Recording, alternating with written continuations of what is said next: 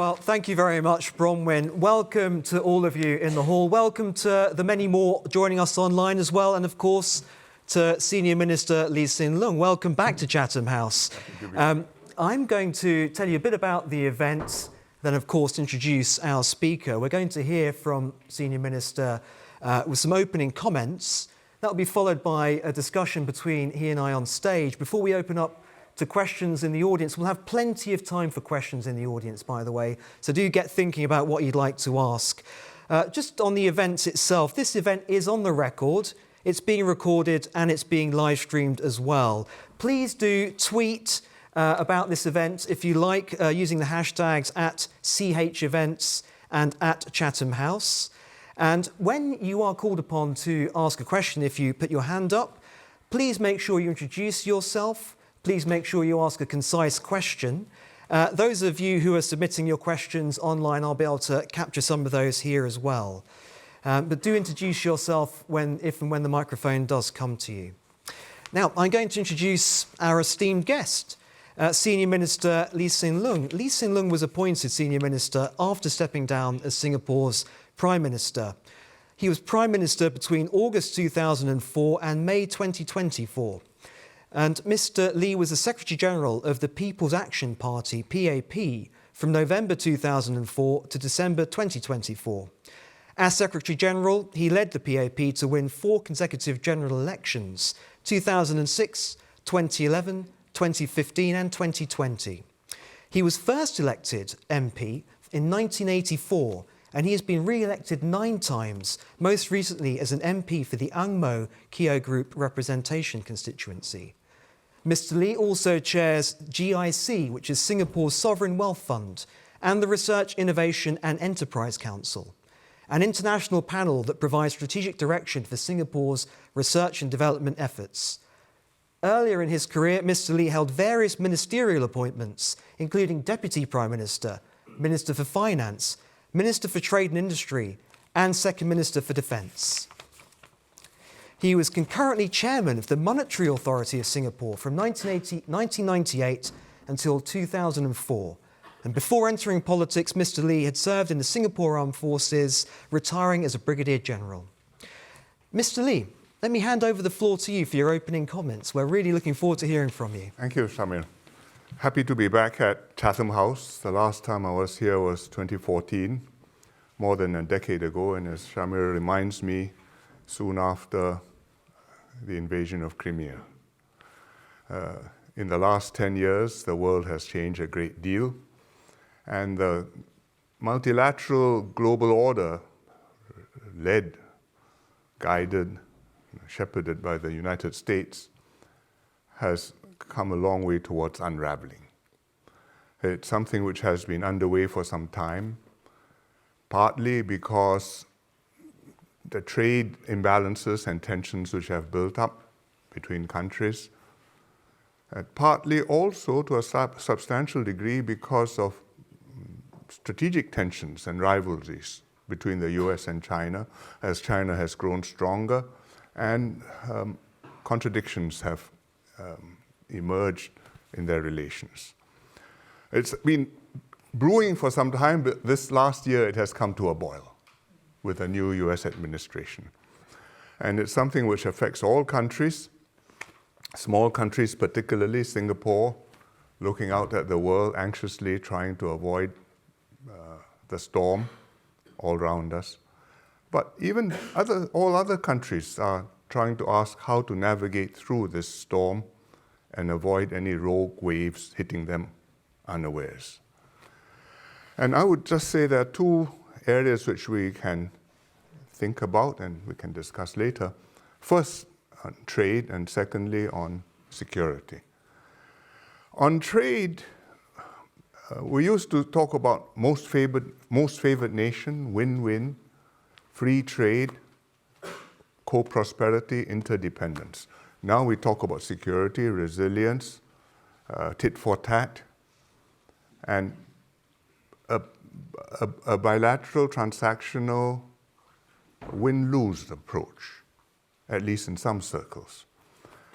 Where do we go from there? I think for many countries, the answer is the direction it's going, we have grave forebodings, and we're not sure how to make a U-turn, but we will try our best not to go in the most disastrous directions.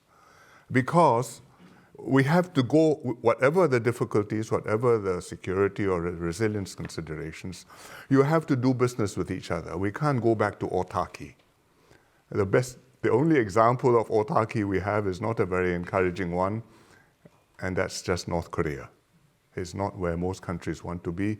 You have to do business. How do we do business? And I would say there are three things which we could do, given that a very important player, the United States, has decided that they will no longer hold the ring. They will no longer be the champion of freer trade. They will no longer stand for multilateralism and MFN rules. In fact, they want to go bilaterally. They want to use trade fully weaponized as an instrument of power.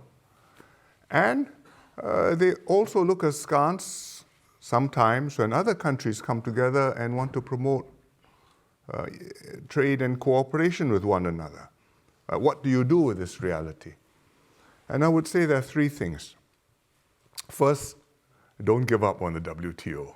There's life in the old dog yet. It's got many shortcomings. It's ugly, it's inefficient, it can't make decisions because consensus means unanimity, and that's paralyzing. But there are things you can do within the WTO umbrella, and you do want that umbrella because it represents a certain ideal, a certain conception of the way we should work together, which we do not wish to give up for good reason. So I give you two examples of the things which you can do in a practical way. One is something which they call the JSI, Joint Statement Initiative. It's to do with e-commerce, the JSI on e-commerce. And it's a group of countries came together, led by Singapore and Australia. And it doesn't cover all the countries in the WTO, but a fair number of them. And we came together and agreed on a set of rules which would govern e-commerce and which would help to promote e-commerce amongst ourselves. And well, it's not universal, it's consensual, but these are all consenting adults. We know what we are doing, and we hope that others will want to join us. And well, if that's a contribution to the global system, that's a plus. A more recent example, still on a very nascent scale, is what we call FITP, the Future of Investment and Trade Partnership. It started as, I think, 14 small countries, Singapore again there, with New Zealand, with the UAE, with Switzerland, and a few of the, I think, EFTA countries.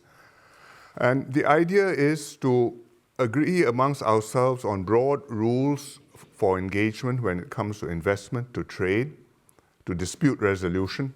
So even if the WTO mechanisms don't work, we have some idea how we can work with one another and avoid ending up in a war of all against all. And again, if other countries would like to join, well, that's a plus. There is some precedent for small things growing big. For example, the CPTPP, the Comprehensive Partnership on Trans-Pacific Trade, started off as a very small and improbable thing. 4 of us, Singapore, New Zealand, Chile, and Brunei. We called it the P4. And the hope is not that there was any significant volume of business, but we hope that by creating this, it could be the nucleus around which some crystal would form. And it did form, and we negotiated, and we had Japan join the party, we had the Vietnamese join the party, we had Peru join the party, Mexico, Canada, even the United States joined the party, which is we thought we had hit a 6. And it nearly got across the finish line, but unfortunately Obama couldn't get it through Congress and didn't want to try, and he ran out of time. But we salvaged it, and today you've got the TPP minus the US. And we called it the CPTPP, it's 11. And last year, UK joined, and it's 12 again. And it shows that small things can grow, and it may not cover the world, but it makes a significant contribution. And I think we should work like that in the WTO. Secondly, on trade within regions, we ought to work to enhance our own cooperation and bring down the obstacles which we have erected to ourselves. Every region has these. Even the EU, which is supposed to be a single market, is not really a single market in many aspects. Finance, investments, for example, regulations. And so too in Southeast Asia. We have an ASEAN, Southeast Association of Southeast Asian Nations, and we have a free trade agreement, but there's more we can do to bring down the obstacles to trade and integration amongst ourselves. I think you can do that with fewer of the strategic and the security concerns, and it's something which is well worth doing. There's no shortage of ideas and plans.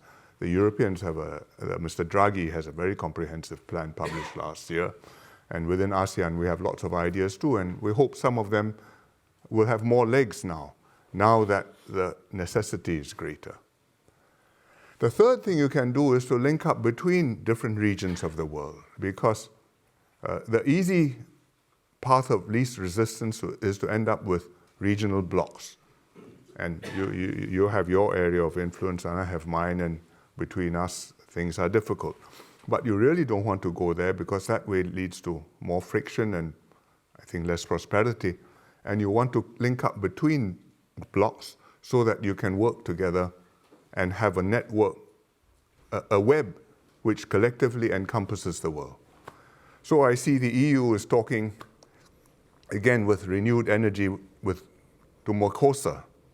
It's been going on for a long time. Now perhaps it will cross a finish line. EU is also reviving its interest talking to the ASEAN group. That also has been talking for a long time, but there's now new impetus. And it's possible for the EU to talk to the CPTPP group, which I think will be very valuable, because on the one side you have basically a trans-Pacific grouping, a dozen countries. On the other side you've got the European countries. And we both have an interest in promoting trade and integration, and subject to reasonable safeguards and fair trade and all that. And if those things can come to some fruition, I think that you can avoid a worst case outcome on trade. There's some reason for optimism. If you look at the response of countries since Liberation Day, or anyway, since the 2nd of April, it has not descended into a war of all against all. Countries have been mostly quite restrained in their responses, and amongst themselves it's quite clear that they want to preserve as much of the framework as possible so that you don't end up mutually impoverishing each other. And if that can be held, I think that would be very valuable. One key thing is, how do you fit China into this picture? Because they are big, they are important, you have a lot of trade with them, you may want to grow your business with them. At the same time, how do you resolve the imbalances which exist with China, and how do you deal with the security and other aspects which are particularly salient in this relationship? And that's something we can discuss later. On security, taking a Singapore perspective from Asia, I would just highlight a contrast between how it is in Europe and how it is in Asia. In both cases, we are confronted with a US policy which is radically different from what we had planned on and expected. But the situations are different. In Europe, you know pretty exactly what your strategic challenges are. You're dealing with Russia now, successor to the Soviet Union. It's a situation with a backdrop of the Cold War, and that history very present in people's minds. And you have NATO and you have a focus. This is a security challenge, at least. Many countries would say it is the security threat.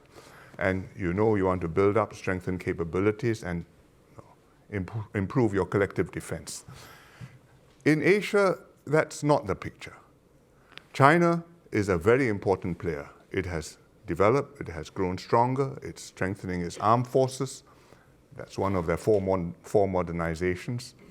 And it's palpably growing more significant by the day. But most countries in Asia do not see China as the threat. Some, to varying extents, do. Japan, because they have a dispute with China over the Senkaku Islands, but also because of the history of the Second World War, which still hangs over us. Australia, because they are allied to the US, and also they see the Chinese actions in the South China Sea as being inimical to their security interests, and they've said so. Taiwan is a special case, it's not a country, but it's watching very closely what's happening and concerned about its future. And then you have South Korea, for whom the most serious preoccupation would be North Korea, but who no doubt look beyond North Korea and ask, where does China stand on this, which is something which you have to think about. But most other countries do not take such a stance, because we see China as a big power in the region, present, a geographical reality. They are here, we do a lot of business with them, we have prospered because they have prospered, and we want to prosper more. And it started with trade. Now it's not just trade, it's also investments, it's also tourism, people flows. And there are bilateral issues. The South China Sea, there are claimant states in the ASEAN countries who come up against China, which is also a claimant state. But even while you have the bilateral issues, you do not frame it as an existential thing. You want to do business, and you want to be able to manage the relationship, because overall you have many different tongs in the fire. So that's very different from Europe. And to take it a little bit further, I would say even US allies in the region want to maintain their equities with China. The Japanese have a lot of trade and investments in China. The Australians, China is their biggest export market, iron ore, coal, all sorts of things. They also sell oysters and wine, and from time to time those get caught up in great geopolitical disputes and get held up. But they want to maintain that relationship. And I think that gives the strategic situation in Asia a very different coloration and tone from the strategic situation in Europe. It doesn't mean that the countries don't want to maintain their ties with America. They do. They have always benefited from Pax Americana. They have appreciated the US economic presence, certainly, but also the security presence, even as they have simultaneously grown their ties with China. It was a kind of Goldilocks situation. You could have both sides of the benefit. Now you have to make some more difficult choices. And we really don't want the US to lose interest in this and say, well, I'm only focused on Latin America and Asia doesn't matter. Asia does matter outside China. It does mean that if Asia matters to America, they will express their preferences on how you conduct relations with other powers. And all the powers will say, I'm not asking you to choose, but I'd like you to be my friend. And we accept that. But I think for all the countries in the region, all the smaller countries in the region, we believe that it's better to be pushed from both sides and yet have maneuvering room and freedom of action and autonomy in a region which is open, in a region where you have choices, where there's a balance of power. And multiple players are here, and therefore we don't all get everything we want, but you're able to prosper together and take the opportunities here. And that includes Europe and UK having an interest in the region, and including on security issues, because the South China Sea is far away from you, but if you care about global trade, then these are critical lines of communications, and you have an interest in freedom of navigation around the world. So we are in this situation. It's not ideal. We can find a way forward. It's much better than being left to our own devices and the world being carved up into spheres of influence. And small countries having the choice of one for their best and biggest friend. And we hope we can sustain that. We have agency, but the outcome, well, maybe in 10 years' time we'll know what has happened. So thank you very much. Thank you. Thank you, Senior Minister.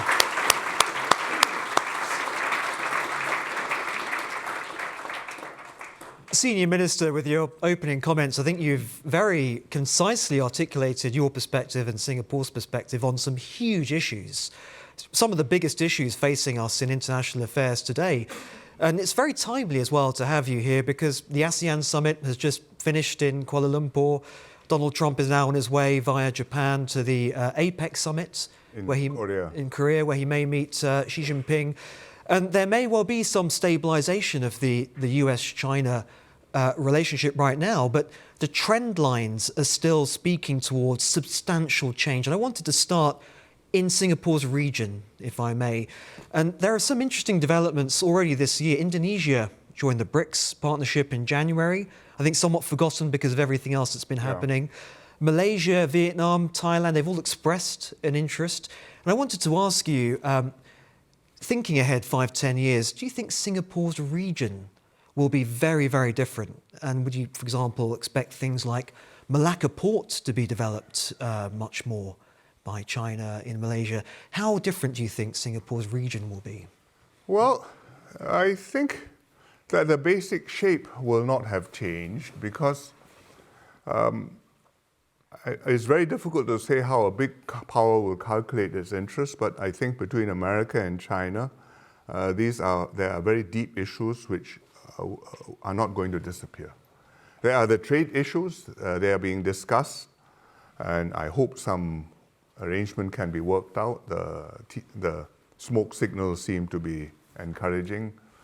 I think they had some signs that they had reached some arrangement, and Mr. Xi and Mr. Trump will meet in Seoul, and something will be signed, or in South Korea, and something will be signed. And I think that's not a bad thing to at least take the 100% tariffs off the agenda.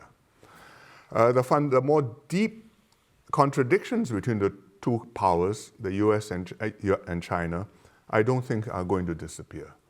Because the most fundamental thing is the Americans see China as a challenger.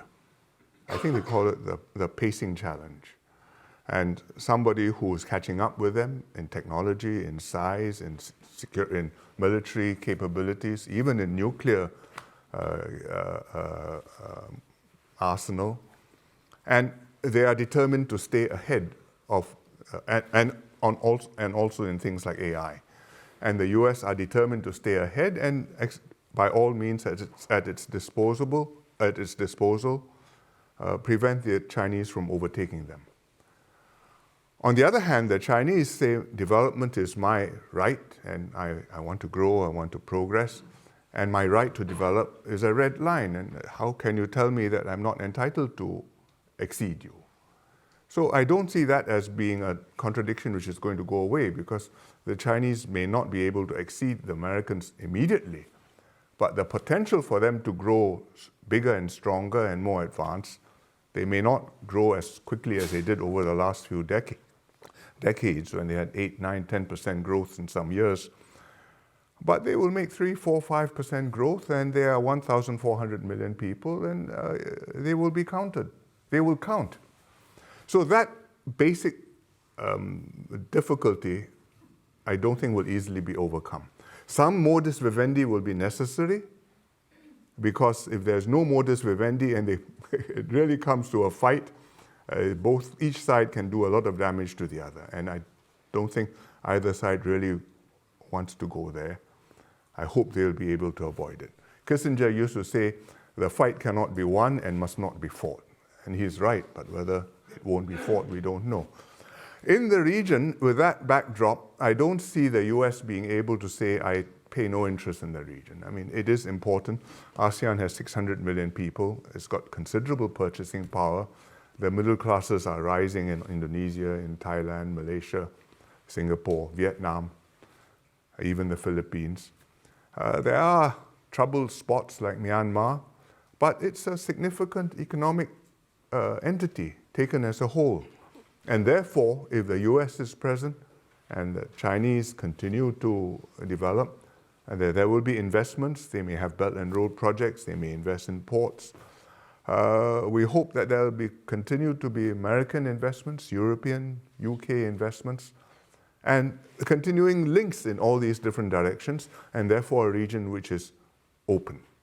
And if we can maintain that, say 10 years from now, then, well, let's assess there and take it the next step forward. Yeah, and picking up these themes of navigating this particularly tumultuous period, I wanted to focus specifically on being a small state and the experience of being a small state. And just for those who don't know Singapore, if you get in a taxi at Changi Airport and you're going maybe to the other side to NTU, National Technical University, if there's no traffic, that's only 45 minutes or so. It's a very, very, very compact place, Singapore.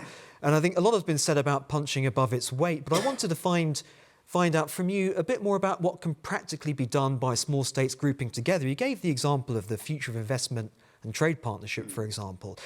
Do you think that it will end up being small states clustering for safety in a difficult environment, or can they actually provide a positive example that maybe gathers momentum and preserves parts of this rules-based order that you're talking about that needs to be preserved? Well, first, small states coming together for safety is useful.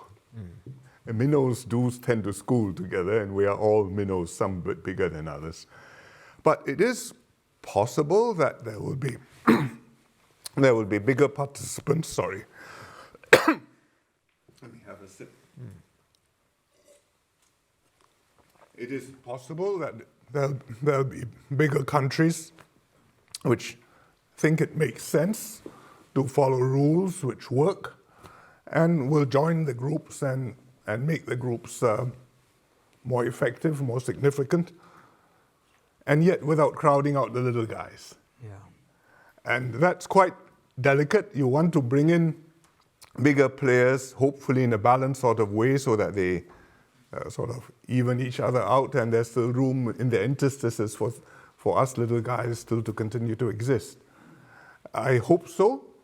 And even if this particular initiative doesn't work, I hope other initiatives will come about and will provide some, at least partial safety net for the world, it's such for the trading system. Such an interesting collection of countries, UAE, Liechtenstein and a few others, New Zealand, Switzerland. Yeah. And let's move on to security, because you focused on that in your opening comments, and I think you rightly distinguished the security challenges that Europe faces as being actually fairly, arguably straightforward to diagnose, versus in the Asia-Pacific, where it's a very, very different set of circumstances. And Australia and Japan, I guess, are two countries that can be maybe more forthright in how they articulate their concerns and their reactions to this. But from your perspective, now the balance of power is clearly changing. Even if there's a desire to retain a balance of power, as you said, China's military is modernising, it's expanding. How does Singapore avoid feeling like a spectator as these changes take place? What are the sort of practical steps that can be made in terms of security from a regional and from a national perspective? Well, what I discussed and described are some of the things we are doing. We are actively instigating cooperation on trade. We are very active at the UN. We have a forum of small states, which Singapore initiated, and we continue to sort of help the group to convene and to discuss things with one another, which is very active. We are active in other forums as well, such as the climate change UNFCCC, where we contribute to the discussions, and actually we chair one of the groups which discusses the structure of carbon markets, which is one of the more contentious and significant issues. So I think by active diplomacy you can participate, you can help to shape the consensus, you can nudge things a bit this way or the other. If our critical interests are at stake, you can't determine the outcome because You've got to get everybody to come along.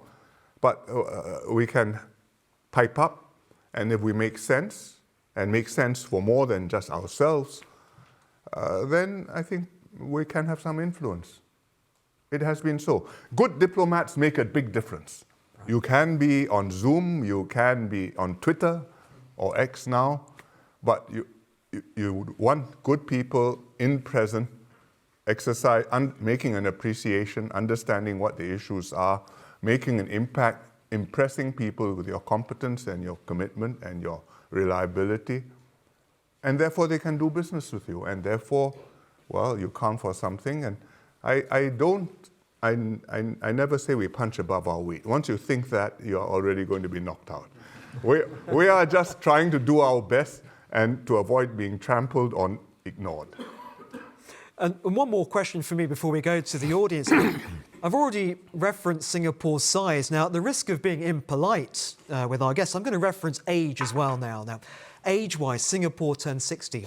Yes, that's very young for a country. Very, very young for a country, but nonetheless, it's sufficient time to have experienced serious global transitions and periods of serious uncertainty in the past. And of course, when Singapore became independent from Malaysia in 1965, this is the time of the late Lee Kuan Yew, your esteemed father. And those periods of instability, obviously incomparable in terms of the geopolitical forces at play then versus now. But I just wanted to ask you, with the sort of the wisdom of Singapore now clocking up a few more years on the clock, what are the insights you might be able to share around the mindset of navigating unpredictability and uncertainty in potentially quite difficult situations? Well, first, I think you have to get your population girded up and aligned. And you have to be upfront with them and tell them, we are in for a difficult time. This is what we can do. Let's hang together. And there are things we can do. Let's do it. In the early years, we used to talk about a rugged society, meaning one which is where people are able to take knocks and bumps, and you fend for yourself and you're self-reliant, and you also hang together to deal with problems and to be able to make progress together. And with that philosophy, we came through and we made very steady growth over more than a generation. And Singapore came from third world to first during a period when we went through 2 oil shocks, later on an Asian crisis, and then we had a global financial crisis. And some of that, there was a war raging in Southeast Asia, in Vietnam. That came to an end. Then the Vietnamese invaded Cambodia, and considerable alarm because we saw it as part of the Cold War and a proxy fight.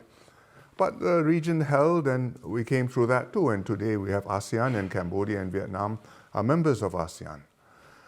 So I think the first lesson is you level with your people, hold them together, and then we maximize our chances by not being divided up amongst ourselves.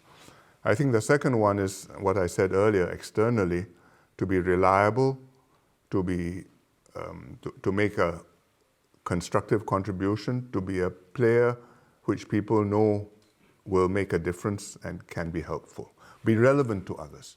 Relevant economically, so I can earn a living. Relevant in other policy forums, so that, well, your voice is heard. Thirdly, you must be prepared to fend for yourself. If your fate depends on somebody else's blood and treasure, well, then you may have best friends, but push comes to shove, who's going to be there fighting for you? You have to be prepared to stand up for yourself, which means investing in security, in defense, building up armed forces. In our case, building up a national service armed force, which means the draft, and holding successive generations of young men and their parents to this mission and to this conviction that is worth defending, and I'm prepared to go, and I'm prepared to have my sons go and serve in the armed forces, spend 2 years of their lives full-time, and then in the reserves for many more years after that.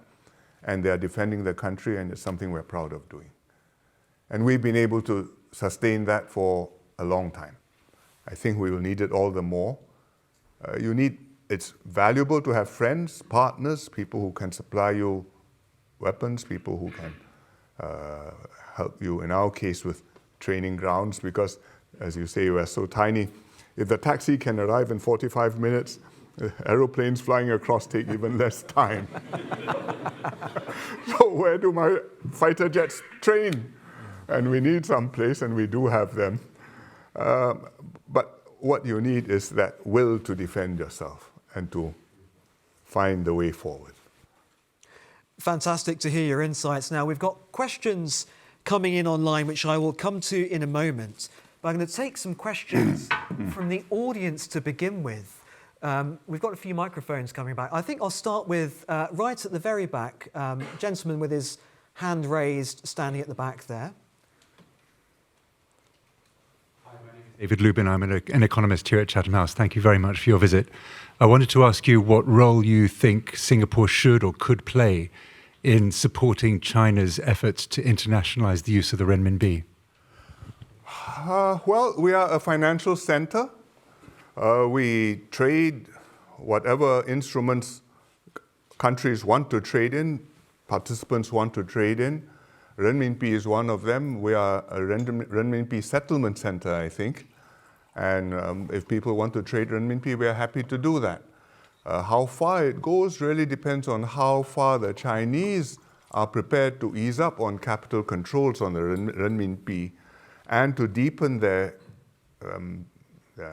bond markets and their financial markets, and to build up an ecosystem where the international investors, whether you are a sovereign fund or whether you are an MNC or an individual high net worth, will feel quite comfortable to take, say, 1/3 of your assets under management and say, I put it in a Beijing bank or in renminbi bonds.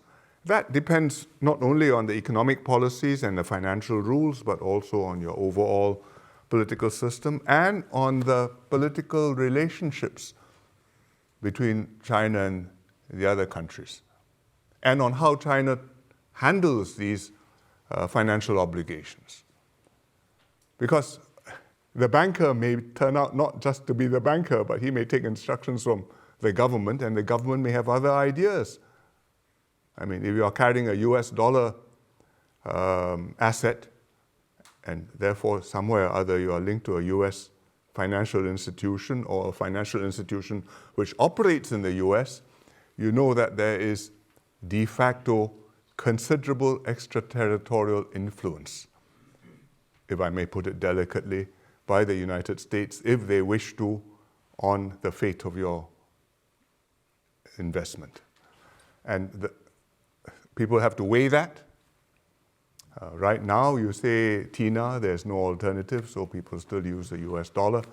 The euro is one alternative, but then you're considering carefully what to do with Russian deposits frozen, precisely for this reason. And Chinese, if they decide to go on this path, they'll have to decide to what extent they are prepared to allow this to be sacrosanct from other geostrategic considerations. I think they haven't quite reached that point yet. Let's take a question from the gentleman who's got his hand up right there in the middle of that row. Yep. Thank you, Senior Minister, for taking your time to get through this great topic. My name is Sanjay Gurraj, and I'm doing my Master's in International Relations at King's. So my question is, given Singapore's diplomatic experience, how should Singapore strengthen ASEAN members to act as a regional bloc similar to the EU? And which sectors should it strengthen the partnership with? Thank you. I think Singapore is the second smallest member of ASEAN. So we work with our partners, and where there is common interest, we align and we work together. On trade issues at the WTO, we often were able to do that because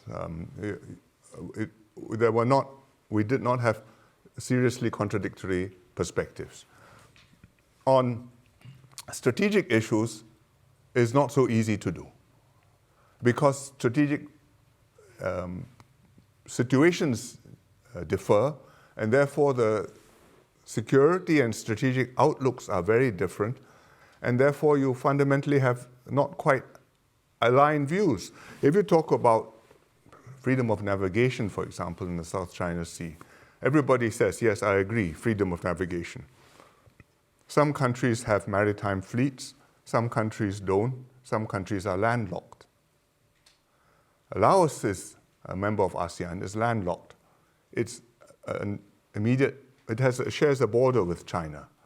Will it take the same perspective as Philippines, which is an archipelagic state and has a claim in the South China Sea overlapping with China? I think that's very difficult to bring about, however skillful your diplomats may be. And if you are Indonesia, which is the biggest country in Southeast Asia, and with a significant domestic market, your perspective will be different from Singapore. Small, prosperous, no doubt, but very dependent on the external world, very conscious that we are a price taker. So these are differences which we have to accept. And so ASEAN, unlike the EU, we don't have a supranational set of institutions and a place like Brussels where allegedly anonymous bureaucrats make decisions which are not always popular. And I think that's by design. Even the EU, with all its institutions, doesn't find it very easy to make qualified majority decisions, so much less ASEAN. I think we proceed at the pace we are capable of, and that pace will vary depending on what subject we are discussing. Thank you. Okay. I'm going to take a question from the very front row here, if we can get a microphone.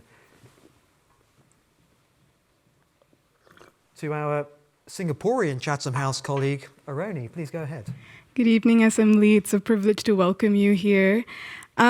Your time is... Tell us, who are you? I'm Aroni. I'm with International Affairs here at Chatham House, Yes. and a fellow Singaporean that's very happy to see you here. Happy to see you. Your time as leader of Singapore has been almost my entire life. And so my story... I haven't been PM for quite that long. So my story and understanding of Singapore is inextricably linked to you and your family and what vision you had for Singapore and its role in the world. Considering now that we're moving into new generations of leadership and also a new fragmented world order, based on your experience, what are some of the key foreign policy achievements that have had the most lasting impact on Singapore's global standing? And what lessons do you think Singaporean leaders can take from those moving forward? I can only say that we are in reasonably good standing in the world. Joining ASEAN and encouraging the formation of ASEAN was certainly one of the formative decisions of our first Foreign Minister, Mr. Rajaratnam, because without ASEAN, you may be successful, but you are a little participant. But as a member of ASEAN, well, you speak with a collective voice, and that's very valuable. Beyond that, I explained some of the principles earlier, which I think helped us to do well.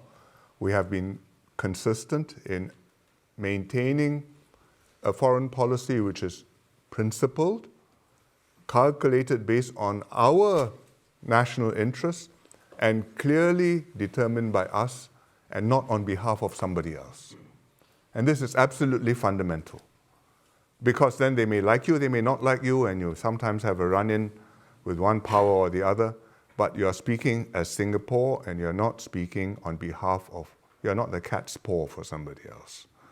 I think that has always been fundamental, and that remains a critical requirement.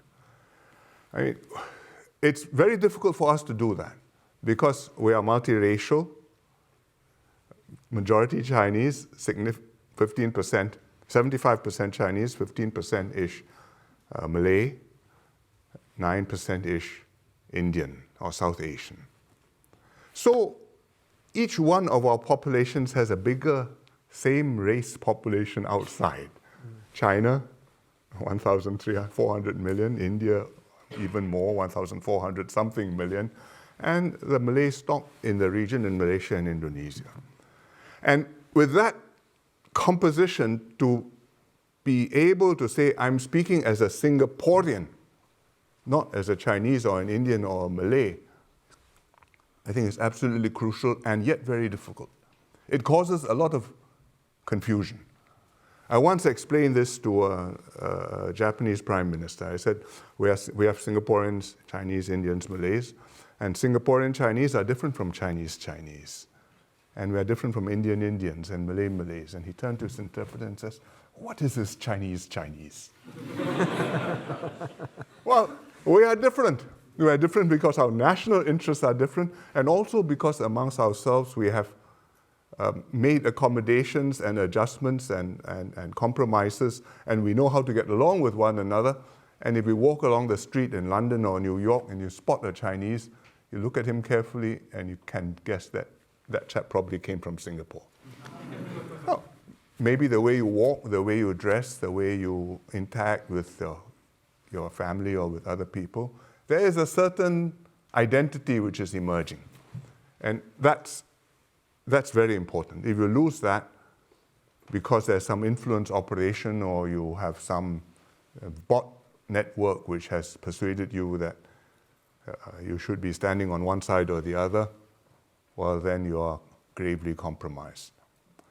The other thing which makes our diplomats' job easier, and is very important, is that domestically you're successful and you're united.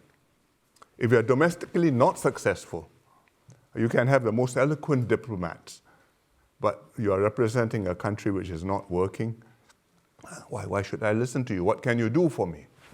But if domestically your system is working, you've got solutions to your own problems mostly, you're working on things and trying to make it better. And furthermore, there's consensus on where the country stands in the world.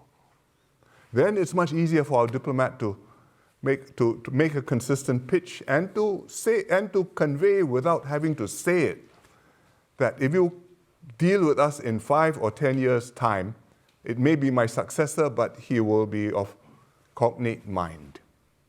It will not be the opposite of what I'm doing. There is consistency, there is rationality, there is long-term direction. We adapt as we go along, but we do not chop and change. And it's not easy for many countries to do that. It's a very precious thing. I don't say that we can do that forever, but so far we've been able to sustain it, and my successor, I think, is carrying it forward quite well. So I think we had a question from the gentleman just on the end here, please. Minister Lee, Robin Niblett, former director of Chatham House. You talked at the beginning in your third solution to this difficult world we're in should be greater intra-regional cooperation. Looking at the ASEAN summit that just took place, there's one big example of intra-regional cooperation, which is the Regional Comprehensive Economic Partnership. Yes. Which obviously China, I think, inspired at least. One in which China plays a big part, should we say? China is a member. Of which China is a member. But as you said earlier, you'd come back later on, you said in your talk, how do we accommodate a China that has acknowledged large overcapacity, but where it may be leading the intra-regional aspect of cooperation? How do you deal with that dilemma? Well, the RCEP is quite a diverse group. I'm not sure. I suppose now that it exists, multiple people may claim parentage. But I thought Singapore had something to do with the initials anyway, because originally it was meant to be an East Asia summit kind of partnership, basically of the economies which are on the Asian side of the Pacific. And that included China and the Northeast Asian countries, Australasia, the Southeast Asian countries, and also India. And in that configuration, we thought you brought the major economies in, and there was a good balance. China, India, although India really is 1/4 the size of China's GDP. And then you have Australia and New Zealand, who are treaty allies of the US, and if they're in the group, the group can't be that anti-US. So we thought we had a good configuration, and it came quite far, but you never know until you reach the marriage altar who's there. And quite late in the process, the Indians decided that they did not want to participate in this. And therefore, we now have, ASEAN plus Northeast Asia plus Australasia. I think it's a useful grouping to have. I hope one day the Indians will be ready to participate.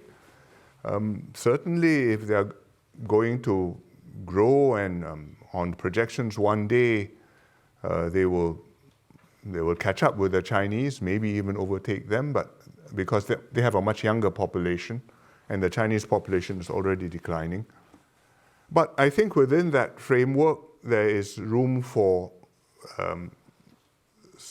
significant economic cooperation. It's less substantial than the CPTPP, which covers many more areas and more deeply, but it does bring these countries together, and it is a signal that we want to trade with one another, and we do not want to beggar thy neighbor with one another. So that's, I think, one package. Your broader question, how does China fit into the system? I think the answer is somehow or other China does want to fit into the system, because from their perspective, they are not wanting to go and to wreck the WTO system. They have benefited from this. They joined the WTO. It was at a time when Zhu Rongji was the premier, and he had a clear view that this was the way to force his own companies, including SOEs, to become internationally competitive, because you have to follow the WTO rules. And therefore, you have to open up your markets. I mean, some negotiated arrangement, but business has to be done. And therefore, you have to measure up. And in the early years, anyway, there were disputes which were brought to the WTO, and they sometimes went in favor of the Chinese, sometimes went against. And when they went against, quite often the Chinese actually complied and fulfilled the judgments. I'm not sure that's the situation now, but it was how it started up. But now what they say, and have said quite consistently, is that they uphold the multilateral trading system, and they would want to go by a rules-based order. But the rules-based order, in which one participant is a lot bigger than the others, calls for forbearance and restraint and certain self-enlightened magnanimity, which doesn't come naturally to any great power. And even powers which have done it for a long time sometimes relapse. There are few examples may come to mind. So in that situation, for China to participate is not so easy, because you've not only got to express the right attitude, you've actually got to convince people that this is how you're going to behave in real life. And there have been situations where you've had disputes with countries between China. I talked about Australia. Oysters and wine get caught up in the dispute with Philippines. Bananas and things like that run into phytosanitary problems. Each one of them has some technical explanation, but taken together, the question is, are we absolutely sure that trade is trade and politics is politics? And that is something which I think does need to be addressed, as does the question of the imbalance and how to restructure the Chinese economy so that it's less dependent on exports and can, or at least so that it has a smaller export surplus and has a greater degree of domestic consumption.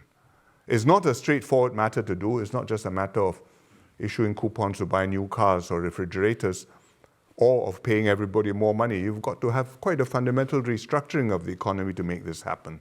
And it is very difficult. And yet you do want to bring the Chinese into this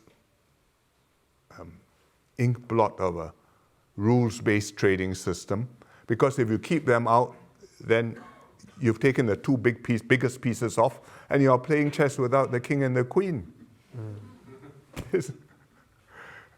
which is still roaming around the board on its own. That's very difficult. I'm going to take a couple of questions in one go. Let's take a question from the gentleman here in the green jumper, just down the middle, please, if you can bring the microphone. Sorry. Thank you. My name is Michael Mo, a PhD candidate at Newcastle University, which we have a campus here in Singapore, actually. So my question to Minister Lee is about the people in Singapore. For instance, your insight on immigration/population policy to do it right as a very small country, given that specifically how to mitigate security risks associated with immigrations, for instance, espionage, disinformation, and the consensus of Singapore. And at the same time, not to do it quite in a discriminatory manner. I think this will be quite beneficial to UK politicians. Okay, great. So we got one question there. And I'm going to take a question from gentleman in the second row from the front in the brown blazer, please. Thank you. Ravi Prasad. I work in the financial services. Just over here. Over here. Hi, hello. Yes. I work in the financial services sector here, but up until recently was with the UK Foreign Office, including a very enjoyable 4-year stint in Singapore. Singapore, of course, stands out for how you've managed to maintain such positive, strong relationships with a whole range of powers, large and small, over the decades.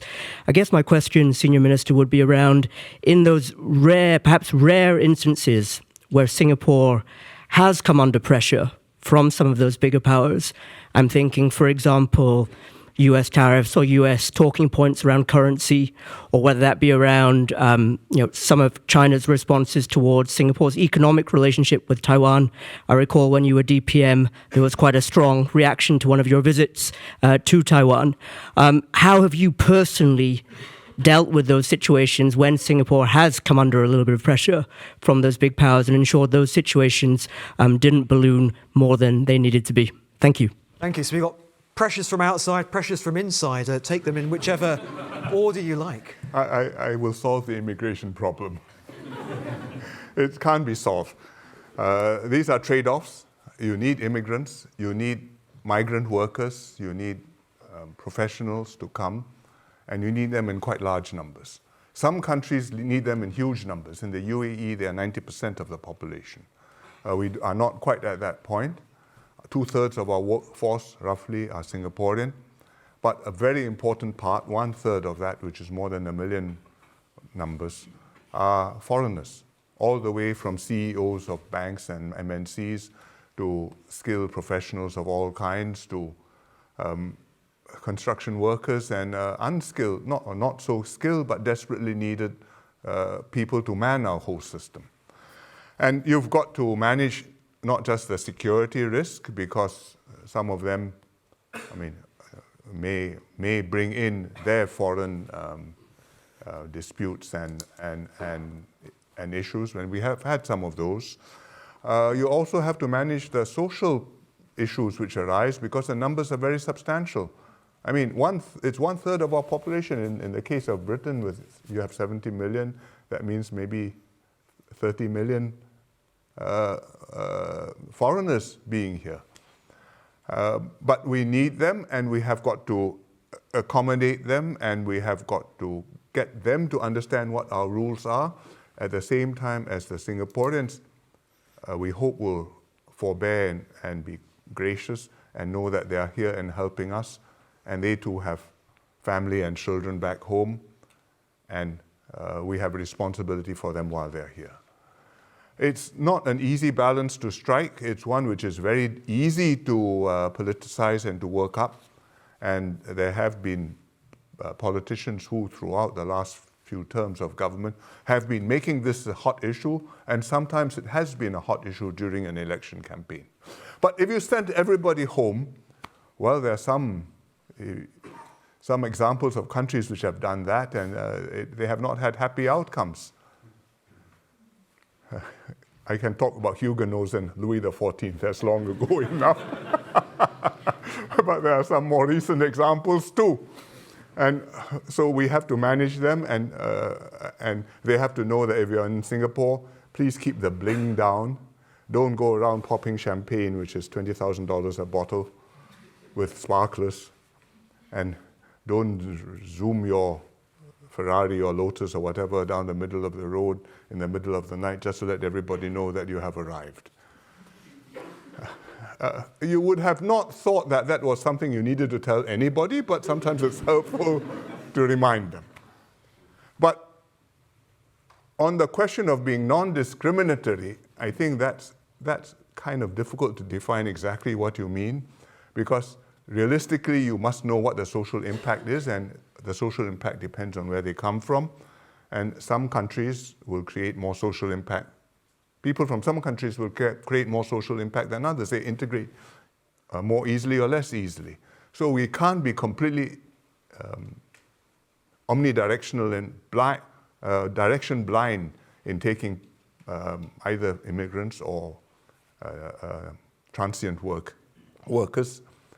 But we try to manage the overall package so that overall I've got not just an economy which has the people it needs, but we've got a society which can maintain identity and cohesion. You are coming to Singapore, you are not yet Singaporean, maybe you don't intend to be, you're going to finish working, go home. I understand that, but this is Singapore, please comply with our rules, and there's some basic norms, and it's not so hard. If you want to be in Singapore, you can do that. But we will look after you. So during COVID, we had tens of thousands of foreign workers who were in the dormitories, and they were at great risk because in a communal living with a highly infectious disease, it can go through and who knows what the consequences are. And we told them, don't worry, we'll keep you safe. You'll be fed, you'll be housed, you'll be sheltered, you'll be paid, you'll have internet connection so that you can keep in touch with your families, which is very important, and you will be safe. And fortunately for us, many of them did catch COVID, but very few of them died. And it was a great load off our shoulders, mine particularly, I was the PM, that we got through that without a human tragedy. So I think you have to do these things, and people know that if they come to Singapore, that's the way Singapore works. The rules are strict, but this is not an inhumane system. Now, what do I do about pressure from powers on Singapore? Once in a while it does happen. We treat it with, there's a sign which says, keep calm and carry on. And that's what we try to do. It happens from time to time. You don't want to escalate matters unnecessarily and just add fuel to the fire. But neither can you compromise if there's fundamental interest at stake. If it's a matter of face and some face saving is necessary, well, maybe we can do something. And I don't know if you will remember Michael Fay. This is from a previous generation, but he was an American teenager, then he's not a teenager anymore. But he was a teenager, he was in Singapore, he went around vandalizing people's cars. And in Singapore, our law was if you are convicted of vandalism, you get caned. And so he was charged in court, and he was sentenced to some jail term and 6 strokes of the cane. And it became a cause célèbre. Bill Clinton was the president. I was not yet prime minister. My predecessor was. And Bill Clinton personally got involved, wrote to our prime minister, I think to our president, to ask for clemency and compassion for this poor young man who had completely unintentionally done something not very good. So what do you do if the US president asks you for a small favor and you want to remain friends with the United States of America? So after some very serious consideration, we commuted the sentence from 6 strokes of the cane to 4 strokes of the cane. And a lot of Americans cheered us, but we remained friends with the US and also with Bill Clinton. And from time to time, other issues have happened more recently. Well, you can't help it. You must decide where your red line is. And if you don't want to be steamrolled, well, you just have quietly to stand your ground, and I'm sorry, we don't agree. You have your view, we have ours. But I hope, notwithstanding that, we will be able to continue to work together. So far, that has been a formula which has worked for us. I can't say that it will always work. At some point, the pressure may become overwhelming. But that's why we're all in favor of the United Nations and a rules-based global order. I'm going to come back to the room in a moment. We'll have time for a few more questions in the room. I'm going to go online. Very interesting pair of questions from Ayodeji Alaka asking about Africa and Singapore. Yes.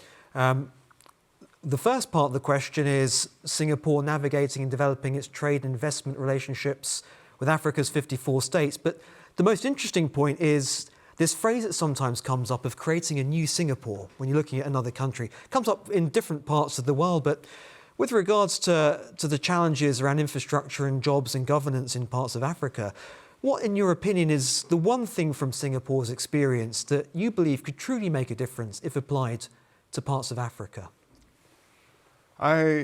Well, we have a lot of friends in Africa. I think we're very chuffed that many of them see us as a model and would like to pick up something from what Singapore has done. I would hesitate to recommend policy solutions for other countries which I really don't understand well enough and which vary enormously from one to another. If you're South Africa, there's one situation. If you're Ethiopia, there's a completely different one. If you're Rwanda, well, maybe that's a bit more comparable, but that all has its own very tragic and complicated history. But what does matter, what I think has been very important to us, and without which we could not have succeeded, is a group of people who feel a certain sense of mission to take the country forward.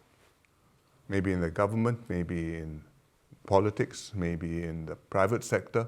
But you do feel a collective responsibility that this is not just a society which is going to take care of itself. Someone has to step forward, take charge, take responsibility, and do your best as a steward to say, I'm carrying it the next step forward, and I hope by that time there'll be somebody else who will take it from me and carry the baton on. And I think that's something which is necessary in any country. And if you can have that, then you can have efficient government, you can have honest government, and you can have government which is trusted, and good things can happen.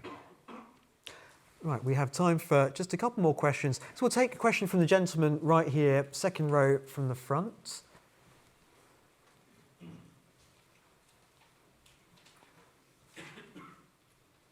Thank you, Mr. Senior Minister. My name is Moaz Hayat. I'm a PhD candidate at Cambridge University in politics. I had a quick question on ASEAN. You mentioned how important ASEAN is, especially at this time.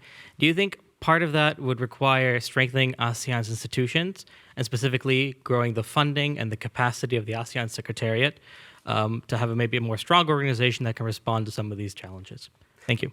And the gentleman who's been waiting very patiently with a red tie just there.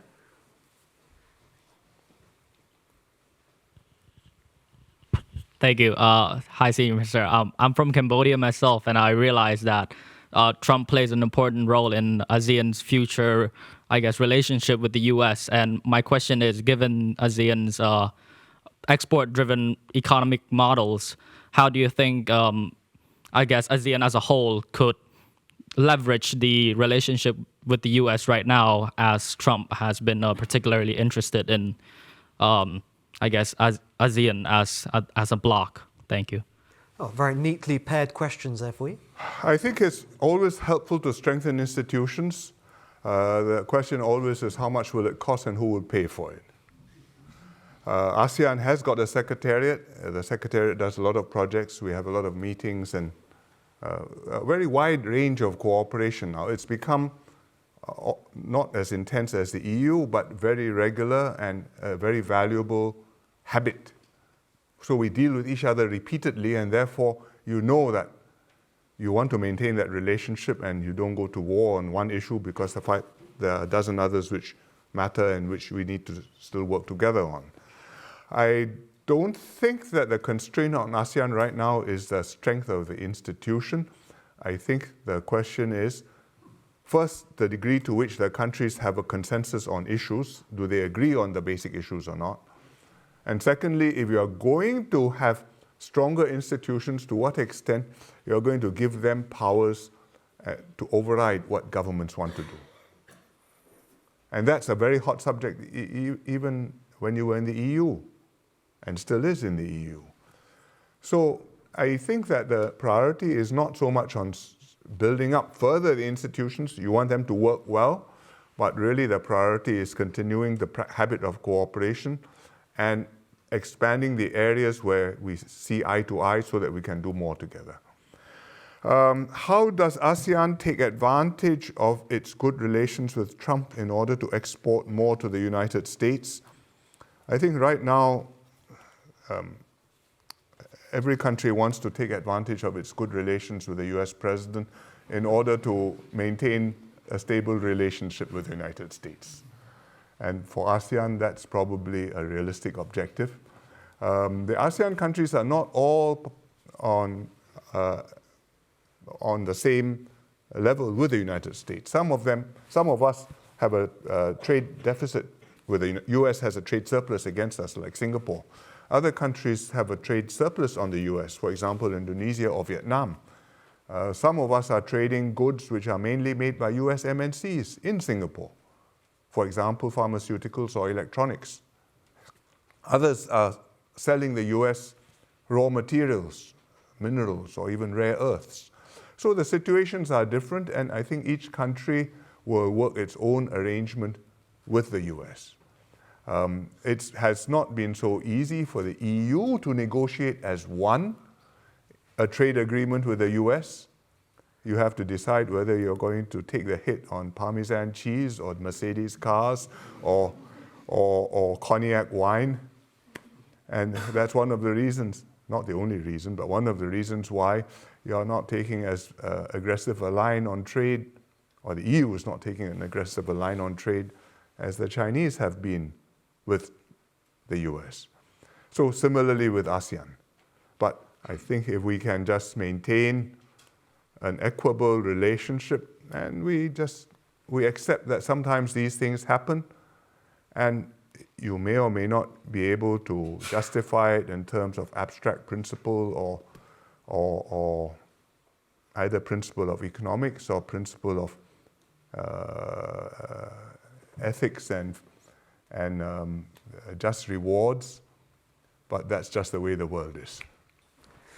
Senior Minister, we have come to the end of our time with you, but I want to just say how enlightening it's been to hear, on the one hand, your pragmatism, on the other hand, your optimism, I think, in terms of navigating this particularly difficult era in global affairs, and that unique Singaporean perspective and your perspective that you've articulated. Thank you so much for spending this last hour and 15 minutes or so with us. And I think let's all join and give the Senior Minister our thanks and appreciation for his time here. Thank you so much. Thank you. Thank you very much. Thank you very much.